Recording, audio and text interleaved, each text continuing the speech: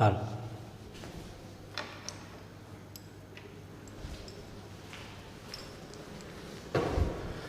નમસ્કાર વિદ્યાર્થી મિત્રો, કેમ છો? મજામાં? સ્વાગત છે આપનું ઓનલાઈન આજના સેશનમાં. વિદ્યાર્થી મિત્રો, આજે આપણે ચેપ્ટર જે છે એને પૂર્ણ કરવા તરફ જઈ રહ્યા છીએ. આગળના સેશનની અંદર આપણે વાત કરી હતી કે ભાઈ 3 જૂથ જે છે એની અંદર 3 પ્રકાર જે છે એમાં સહકારકોને વહેંચવામાં આવે છે. પ્રોસ્થેટિક સમૂહ છે, ધાતુ આયન છે અને સહઉત્સેચક છે. તો ત્રણે વિશે આજે ડિટેલમાં કમ્પ્લીટ ચર્ચા કરી અને આપણું ચેપ્ટર જે છે એને પૂર્ણ જાહેર કરીએ. બરાબર, તો જોઈએ કે શરૂઆત કરીએ છીએ આજના સેશનમાં પ્રોસ્થેટિક સમૂહથી કે ભાઈ પ્રોસ્થેટિક સમૂહ જે છે શું છે. પ્રોસ્થેટિક સમૂહ શું છે? તો પ્રોસ્થેટિક સમૂહ કાર્બનિક રસાયણો હોય છે. કાર્બનિક રસાયણો હોય છે, જૈવિક કહી શકાય અથવા તો કાર્બનિક રસાયણો હોય છે અને તે અન્ય સહકારકોથી સ્વરૂપમાં જુદા હોય છે. અન્ય સહકારકો છે ને તે સ્વરૂપમાં થોડાક જુદા હોય છે. અન્ય સહકારકો કયા? સહઉત્સેચકો અને ધાત્વીય આયનો જે કંઈ છે તે કે તે એપો એન્ઝાઇમ સાથે પ્રબળ બંધથી જોડાય છે. હવે અગત્યનું છે એપો એન્ઝાઇમ સાથે. એપો એન્ઝાઇમ એટલે શું? Pure protein part of an enzyme. ઉત્સેચકનો પ્રોટીન ભાગ છે એને એપો એન્ઝાઇમ કહેવાય. એની સાથે પ્રબળ બંધથી કોણ જોડાય છે? પ્રોસ્થેટિક સમૂહ. બરાબર, એનું ઉદાહરણ આપે છે. ઉદાહરણ સ્વરૂપે ઉત્સેચક પેરોક્સિડેઝ અને કેટાલેઝ જે હાઇડ્રોજન પેરોક્સાઇડને ઓક્સિજન અને પાણીમાં વિખંડન કરે છે. આગળ શું કીધું? તેમાં હિમ પ્રોસ્થેટિક સમૂહ હોય છે જે ઉત્સેચક જે છે એની સક્રિયતા માટે એક ભાગ હોય છે. તો અહીંયા વાત કરીએ વિદ્યાર્થી મિત્રો કે જે ઉત્સેચક તરીકેની આ જે પેરોક્સિડેઝ અને કેટાલેઝ જે ઉત્સેચક છે જે શું કરે છે તો કે હાઇડ્રોજન પેરોક્સાઇડ જે છે બરાબર એનું ઓક્સિજન અને પાણી જે છે એની અંદર વિખંડન કરે છે. તો આ પ્રક્રિયા આગળ આપણે જોઈએ તો અહીં શું કહે છે તો કે હાઇડ્રોજન પેરોક્સાઇડ જે છે H2O2 તમે આ 2 અણુ H2 ના છે, આ એક આ બે અણુ H2 બરાબર અને O2 તો ઓક્સિજન જે છે 2.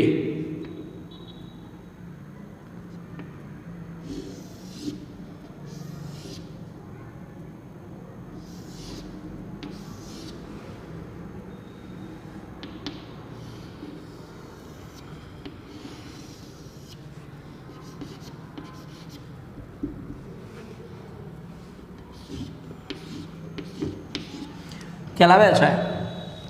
H2 આ H2O2 H2O2 તો આ જે છે 2 અણુ H2O2 ના છે અને એમાંથી શું મળે છે તો 2 અણુ H2O 2 અણુ છે, 2 અણુ મળે છે H2O.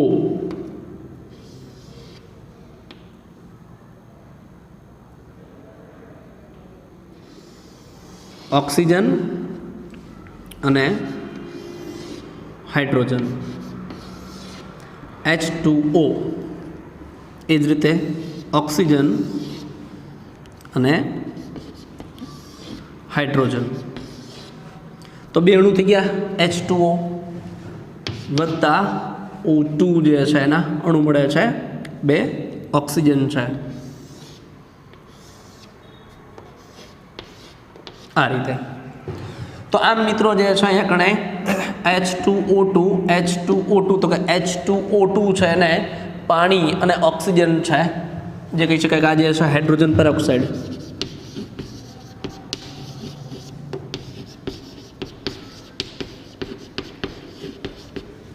અને એમાંથી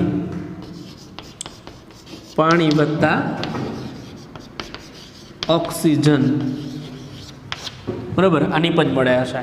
પણ અહીંયા કામ કોણ કરે છે તો કે પેરોક્સિડેઝ અને કેટાલેઝ. ઉત્સેચક તરીકે આપણે એન્ઝાઇમ તરીકે શું છે? પેરોક્સિડેઝ અને કેટાલેઝ. તો ઉત્સેચક જે છે એની મદદથી જે છે આખી ક્રિયા થઈ રહી છે. તો હવે ખ્યાલ આવે છે કે ભાઈ હાઇડ્રોજન પેરોક્સાઇડને પાણી અને ઓક્સિજન છે એની અંદર વિખંડન કરે છે. કોણ કરે છે? તો કે હાઇડ્રોજન પેરોક્સાઇડ છે અને ઓક્સિજનને પાણીમાં રૂપાંતરિત કરવા માટે પેરોક્સિડેઝ અને કેટાલેસ જવાબદાર છે. જે કેવા છે? તો કે પ્રોસ્થેટિક સમૂહ છે. બરાબર. છેલ્લે શું કહે છે? તેમાં હિમ પ્રોસ્થેટિક સમૂહ છે.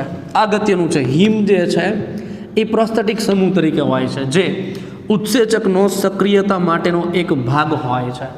ઉત્સેચક છે નો સક્રિયતા માટેનો એક ભાગ હોય છે. હવે કેવું છે જો કે ભાઈ ઉત્સેચક જે વાત કરીએ આપણે, માનો કે પેરોક્સિડેઝ અથવા તો કેટાલેસ જે ઉત્સેચક છે એની વાત કરીએ તો ઉત્સેચક છે કંઈક આ પ્રકારનો હોય. આ ઉત્સેચક છે પોલીપેપ્ટાઇડ શૃંખલા. હવે એ ઉત્સેચકની અંદર જે શું કીધું છે કે આ હિમ છે ને પ્રોસ્થેટિક જૂથ, તો અહીંયા કણે કંઈક છે હિમ છે, હિમ જૂથ Fe આયર્ન જે છે. બરાબર. તો આ રીતે ગોઠવાયેલ હોય એની સાથે. તો એ શું થયું? તો કે એ હિમ જે છે પ્રોસ્થેટિક સમૂહ હોય, જે ઉત્સેચક છે એનો સક્રિયતા માટેનો એક ભાગ છે. આખો જે ઉત્સેચક છે એનો સક્રિયતા માટેનો ભાગ છે. અને આગળ એ શું કીધું હતું કે ભાઈ અન્ય સહકારકોના સ્વરૂપ જે છે ને એમાં જુદો હોય છે અન્ય સહકારકો જે છે એનાથી. બરાબર. કેમ કે એ શું કરે? એપો એન્ઝાઇમ સાથે પ્રબળ બંધથી જોડાય. તો આ જે પ્યોર પ્રોટીન પાર્ટ છે એની સાથે પ્રબળ બંધથી જે છે જોડાય. બરાબર. જે શું કરે? તો કે ઉત્સેચકની સક્રિયતા માટે જવાબદાર છે. તો આમ જે છે હિમ એ પ્રોસ્થેટિક સમૂહ તરીકે જે કહી શકાય. એટલે પ્રોસ્થેટિક સમૂહ કોને કહેવાય? તો કે કાર્બનિક રસાયણ હોય. ધ્યાનથી સાંભળો. પછી બીજું કે એ અન્ય સહકારકોથી સ્વરૂપમાં જુદા હોય છે. કેમ?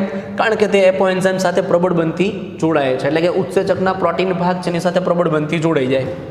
હવે તેમાં હિમ પ્રોસ્થેટિક સમૂહ હોય છે. આ હિમ છે ને પ્રોસ્થેટિક સમૂહ તરીકેનું એક એક્ઝામ્પલ છે. હિમ શું છે? તો કે હિમ એ ઉત્સેચકમાં આવેલ પ્રોસ્થેટિક સમૂહ છે. બરાબર. અને હિમોગ્લોબિનમાં આ રીતે જોઈએ, હિમ વત્તા ગ્લોબિન, ગ્લોબિન પ્રોટીન છે અને હિમ જે છે પ્રોસ્થેટિક સમૂહ જે કહી શકાય કે એ એક સમૂહ તરીકે અંદર વર્તે છે. બરાબર.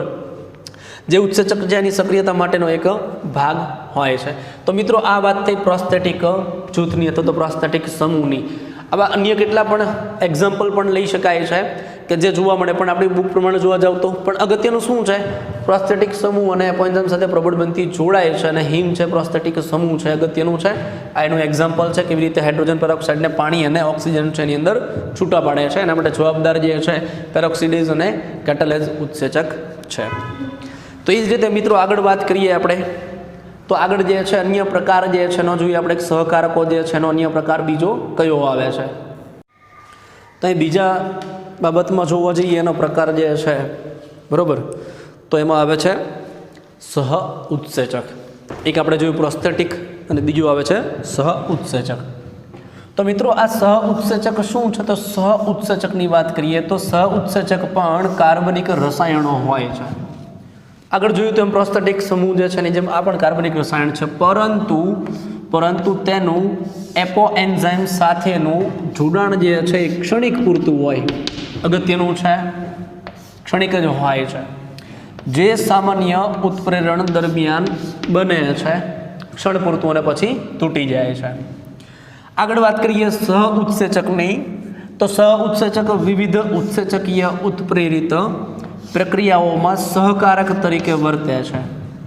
પોતે સહ ઉત્સેચક સહકારક તરીકે વર્તે છે. ક્યારે? તો કે ઉત્સેચકીય ઉત્પ્રેરિત પ્રક્રિયાઓ હોય તેમાં. અનેક સહ ઉત્સેચકનું મુખ્ય રાસાયણિક ઘટક જે છે એ વિટામિન હોય છે. એટલે અહીંયા કણે એવું પૂછે કે સહ ઉત્સેચક તરીકેનું કોઈ એક્ઝામ્પલ રાસાયણિક મુખ્ય ઘટક, તો એ વિટામિન યુક્ત હોય. બરાબર. ઉદાહરણ તરીકે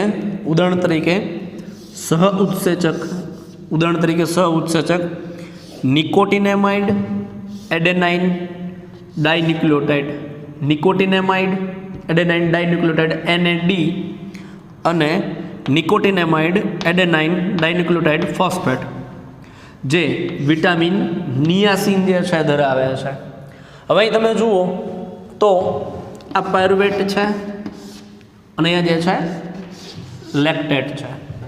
તો અહીંયા જે છે મિત્રો એ આ NAD જે છે, NAD એ શું છે? તો કે NAD સહકારક તરીકે, સહ ઉત્સેચક તરીકે NAD જોવા મળે છે. જો ને આપણે એના એક્ઝામ્પલમાં NAD તો સહ ઉત્સેચક તરીકે જોવા મળે છે.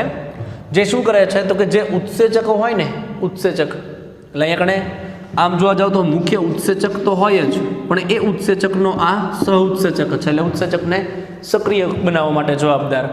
તો એ પાયરુવેટમાંથી લેક્ટેટ બનાવી આપે. પણ અહીંયા જે આ સહ ઉત્સેચક છે મિત્રો, જે કહી શકાય કે NAD છે, તો એ NAD છે એનું બંધારણ અહીં મેં દર્શાવેલું છે, જેની અંદર કેવું છે તો આપણે જેમ સામાન્ય રીતે ન્યુક્લિયોટાઇડ જે જોયું છે કે ન્યુક્લિયોટાઇડની અંદર પેન્ટોઝ શર્કરા છે, ઉપર તરફ નાઇટ્રોજન બેઝ છે, તો અહીં એડેનિન નાઇટ્રોજન બેઝ છે, બરોબર, અને આ બાજુ જે છે ફોસ્ફેટ જોવા મળે, ફોસ્ફેટ જૂથ.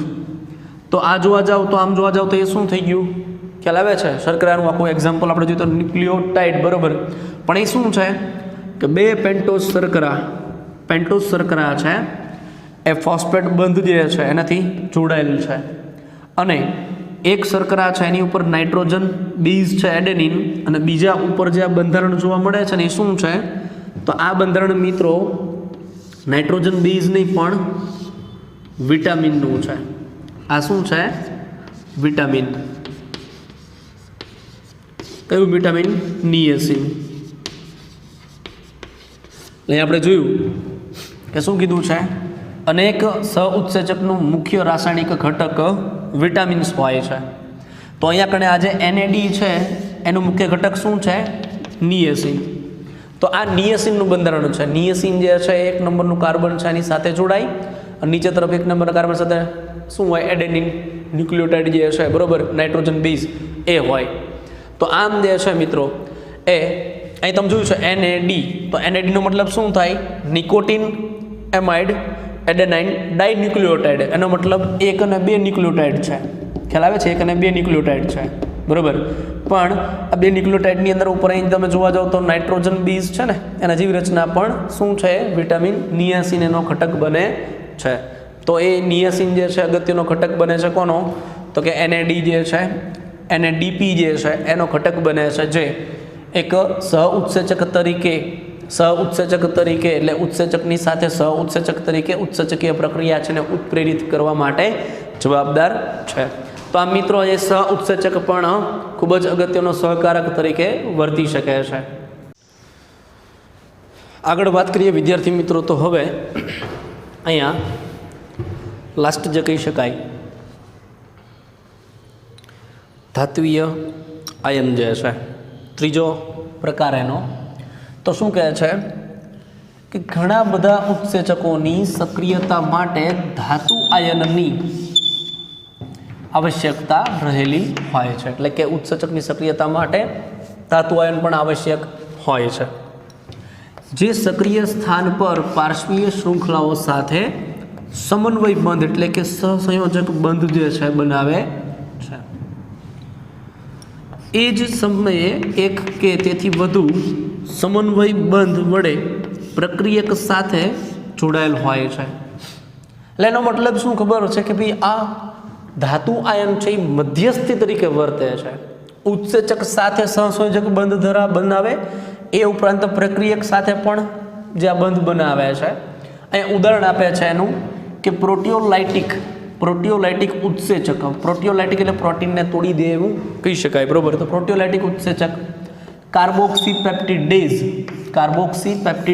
જે છે એની સાથે ઝિંક એક સહકારક તરીકે જોડાયેલ હોય છે. એટલે ફોર એક્ઝામ્પલ તરીકે આપણે વાત કરીએ અહીંયા મિત્રો, તો માનો કાર્બોક્સીપેપ્ટિડેઝ છે ને એની આમથી માનો કે સપાટી છે ને એક ઉત્સેચક તરીકે વર્તે છે. એક એક્ઝામ્પલ આપું, માનો કે આ કાર્બોક્સીપેપ્ટિડેઝ છે, બરોબર, અને અહીંયા જે છે કોઈ માનો પ્રક્રિયક છે, આ પ્રક્રિયક છે. તો આ ઝિંક જે છે ને એ શું કરે? બે વચ્ચે સહકારક જે સહસંયોજક બંધથી જોડાય, એટલે Zn2+ જે છે તો આની સાથે અને પ્રક્રિયાથી બે સાથે સહસંયોજક બંધથી જોડાય અને ઉત્સેચકને મદદ કરે, જેથી કરીને પ્રક્રિયા આગળ વધી અને નિપજ જે છે એમાં રૂપાંતરિત થાય. તો આમ અગત્યનું શું છે કે ભાઈ સહસંયોજક બંધથી જોડાય છે, પણ ક્યાં? તો કે ઉત્સેચક ધાત્વીય આયન અને પ્રક્રિયક એનો મતલબ આ ધાત્વી આયન જે છે, ધાતુ આયન એ ઉત્સેચક અને પ્રક્રિયક આ બંને સાથે સહસંયોજક બંધ જે છે એનું નિર્માણ કરાવે છે, જેથી કરીને આ ઉત્સેચક પ્રક્રિયક છે એનું ઝડપથી નિપજમાં રૂપાંતરણ કરાવી શકે. આગળ શું કહે છે કે ઉત્સેચક પરથી જો સહકારક કોઈ બી હોઈ શકે, સહ ઉત્સેચક છે, ધાત્વી આયન છે, પ્રોસ્થેટિક જૂથ છે, સહકારકને અલગ કરવામાં આવે તો તેની એટલે કે ઉત્સેચકની ઉત્પ્રેરક ક્રિયાશીલતા સમાપ્ત થઈ જાય છે. એની જે ક્રિયાશીલતા જે છે શું થઈ જાય છે? સમાપ્ત થઈ જાય છે. તેનાથી સ્પષ્ટ થાય છે કે ઉત્સેચક જે છે એની ઉત્પ્રેરક ક્રિયાશીલતા માટે સહકારક જે છે એ નિર્ણાયક ભૂમિકા ભજવે છે. એટલે કે સહકારક કોઈ બી હોય અને જો ઉત્સેચકથી દૂર કરી દેવામાં આવે, બરાબર, તો ઉત્સેચક છે એની ઉત્પ્રેરક ક્રિયાશીલતા છે એમાં ઘટાડો જોવા મળે છે. એટલે એવું કહી શકાય કે ભાઈ ઉત્સેચકની ઉત્પ્રેરક ક્રિયાશીલતા માટે સહકારક એક નિર્ણાયક ભૂમિકા ભજવે છે.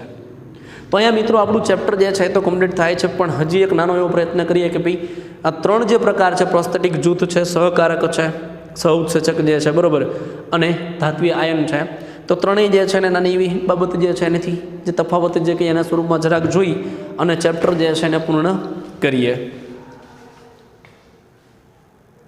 તો વિદ્યાર્થી મિત્રો અહીંયા આપણે એક સહકારક જે છે એની વાત કરીએ તો એના જે ત્રણ પ્રકાર જે છે એને એક સાથે જોવાનો પ્રયત્ન કરીએ, ત્રણ બાબત જે છે એને. તો પહેલો છે પ્રોસ્થેટિક સમૂહ, બીજું છે સહ ઉત્સેચક અને ત્રીજું છે ધાતુ આયન. હવે જોવા જાવ તો જે પ્રોસ્થેટિક સમૂહ જે છે એ કાર્બનિક રસાયણ છે, તો સહ ઉત્સેચક જે છે પણ કાર્બનિક રસાયણ છે, અને ધાત્વી આયન જે છે તો ધાતુ આયન પોતે છે, એટલે કોઈ ધાતુ આયન તરીકે જે છે એનો ઉપયોગ થાય છે આયન સ્વરૂપમાં. હવે જે પ્રોસ્થેટિક જૂથ જે છે, સમૂહ છે, એની વાત કરીએ તો એવું કહે છે કે એપો એન્ઝાઇમ સાથે પ્રબળ બંધથી જોડાય. પ્રબળ બંધ શબ્દ છે ને ખૂબ અગત્યનો છે આપણા માટે. પ્રબળ બંધથી જોડાય છે, બરાબર. અને એનું એક્ઝામ્પલ વાત કરીએ તો શું એક્ઝામ્પલ છે? તો પેરોક્સાઇડેઝ અને કેટાલેઝ જે છે એનું એક્ઝામ્પલ છે. જ્યારે વાત કરીએ સહ ઉત્સેચક જે છે એની, તો સહ ઉત્સેચક પણ કાર્બનિક રસાયણ છે. એપો એન્ઝાઇમ સાથેનું એનું જોડાણ કેવું છે? ક્ષણિક. માત્ર ને માત્ર જે કંઈક કેવું છે? પ્રબળ બંધથી જોડાય છે. કેમાં? પ્રોસ્થેટિક જૂથ ઉત્સેચક સાથે પ્રબળ બંધથી જોડાય. સહ ઉત્સેચક છે એની સાથે ક્ષણિક પૂરતું એનું જોડાણ છે, પ્રોટીન ભાગ છે એનું. એના ઉદાહરણ છે NAD અને NADP, જેમાં મુખ્ય જે છે એ શું છે ઘટક? તો કે વિટામિન. પણ કયું વિટામિન? તો કે વિટામિન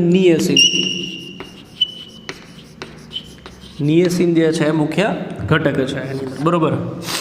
ત્યારબાદ વાત કરીએ ધાતુ આયનની, તો ધાતુ આયન પોતે જે છે એ શું કહે છે? તો કે સક્રિય સ્થાન હોય ને, સક્રિય સ્થાન, એ સક્રિય સ્થાન ઉપર આવેલી જે પાર્શ્વીય શૃંખલા છે, કેમ કે એમિનો એસિડથી પ્રોટીન બને તો પ્રોટીન પોલીપેપ્ટાઇડ એક કરતાં વધુ શૃંખલાથી ઉત્સેચક બનાવે, તો એની પાર્શ્વીય શૃંખલા જે હોય ને એ શૃંખલા સાથે સહસંયોજક બંધ બનાવે છે. શું બનાવે છે? સહસંયોજક બંધ.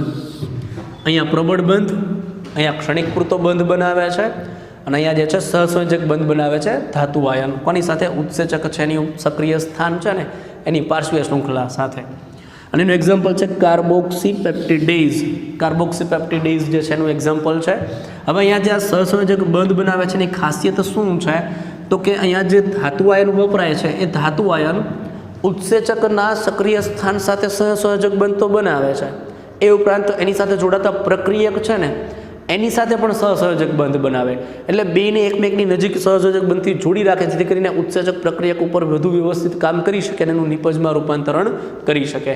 તો આમ વિદ્યાર્થી મિત્રો અહીંયા કણે પ્રોસ્થેટિક જૂથ હોય કે સહ ઉત્સેચક હોય કે ધાત્વી આયન હોય, આ ત્રણ જે છે એ સહકારક તરીકે વર્તે છે, કો ફેક્ટર તરીકે. જે ઉત્સેચક છે એની જે કહી શકાય ઉત્પ્રેરિત જે ઘટના છે રાસાયણિક પ્રક્રિયા, બરાબર, એના ઉત્પ્રેરણમાં એટલે કે એની ઘટના જે ઉત્પ્રેરણ કરવાની છે એમાં મદદ કરે છે. એમાં સહાય કરે છે અને સક્રિયતા વધારવા માટે જરૂરી છે. એટલે ઉત્સેચક છે એની સક્રિયતા વધારવા માટે સહકારક હોય. સહકારક 3 પ્રકારના છે. પ્રોસ્ટેટિક જૂથ હોઈ શકે, સહ ઉત્સેચક હોઈ શકે અને ધાત્વીય આયન હોઈ શકે. હવે એ સહકારક જે છે એ ઉત્સેચકને સપોર્ટ કરે છે, એની સક્રિયતા વધારે છે, ઉત્પ્રેરક જે ક્ષમતા છે એમાં વધારો કરે છે, બરાબર. જેના કારણે આ ઉત્સેચક જે છે એ ઉત્સેચકીય રાસાયણિક પ્રક્રિયા છે ને દર જે છે ઝડપી બનાવી શકે છે. તો મિત્રો આ વાત હતી ઉત્સેચક અને ઉત્સેચક સાથે જોડાયેલી જે સહકારકો જે છે એની. તો અહીંયા મિત્રો આપણે આખું જે ચેપ્ટર જે જૈવ અણુની આપણે જે સફર ચાલુ કરી હતી કે જેની અંદર કહી શકાય કે ભાઈ સૂક્ષ્મ અણુઓ, જૈવ અણુઓ અને બૃહદ જૈવ અણુઓ જે કંઈ છે, બૃહદ જૈવ અણુઓ જે છે કે જેની અંદર આપણે જોયું હતું પ્રોટીન છે, ન્યુક્લિક એસિડ જે છે, કાર્બોદિત છે એટલે પોલીપેપ્ટાઇડ જે કંઈ છે, બરાબર, એની ચર્ચા આપણે વારાફરતી કરી લીધી છે. એના સૂક્ષ્મ બંધારણથી લઈને એનું સ્ટ્રક્ચર અને એનું સ્વરૂપ જે છે કેવું હોય છે અને એના પ્રકાર જે કંઈ છે તો એ પણ જોયા છે, બંધારણીય સ્વરૂપ પણ જોયા છે, એનો અભ્યાસ કમ્પ્લીટ કર્યા, બરાબર. ત્યારબાદ જે છે આપણે ફોકસ કર્યું ઉત્સેચકો ઉપર. તો ઉત્સેચક અને ઉત્સેચકનું નામકરણ, એનું વર્ગીકરણ અને એના પ્રકાર જે છે એ સહિત જે કહી શકાય કે સહકારકો સહિત એ ચેપ્ટર આપણે કમ્પ્લીટ કરી દીધું છે. તો આમ જૈવિક અણુ જે છે એનું ચેપ્ટર જે છે નાના નાના ટોપિક્સ જે છે પણ માહિતી ઘણી બધી ધરાવે છે. તો એની સાથે જ વિદ્યાર્થી મિત્રો અહીંનું આ જે સેશન જે છે કમ્પ્લીટ કરીને ચેપ્ટર જે છે એને પૂર્ણાહુતિ કરીએ છીએ. ચેપ્ટર જે છે એ આમ જોવા જાવ તો થોડુંક લાંબુ ચાલ્યું એવું લાગે છે, પણ એની અંદર ક્યાંક ને ક્યાંક આવી બાબત મહત્ત્વની કહેવાય. ટોપિક નાનો હોય પણ બાબત અંદર અગત્યની હોય. એક ઉદાહરણ હોય ને જે સમજવા માટે પણ બંધારણ શીખવું જરૂરી છે. તો આપણે એવો પ્રયત્ન કર્યો છે કે જેટલું પણ બને એટલું મહત્ત્વ માત્ર કહી શકાય કે બુકની અંદર ખાલી એનું નામ આપ્યું હોય, પણ જો શક્ય હોય તો એકડે એના બંધારણ પણ દોરીને મેં સમજાવવાનો પ્રયત્ન કર્યો છે. છતાં પણ ક્યાંય ક્વેરી કે ડાઉટ રહી જતો હોય તો જ્યારે પણ શક્ય બને કે આપણે મને ફિઝિકલી મળીશું, બરાબર, ત્યારે એને સોલ્વ કરવાનો ચોક્કસથી પ્રયત્ન કરીશું. તો મિત્રો આજનું સેશન અને આ ચેપ્ટર જે છે એને અહીંયા કણે કમ્પ્લીટ એટલે કે પૂર્ણ કરીએ છીએ. મળીએ નેક્સ્ટ સેશનમાં નવા ચેપ્ટરના નવા ટોપિક સાથે. ત્યાં સુધી આવજો અને ખાસ વાંચતા રહેજો.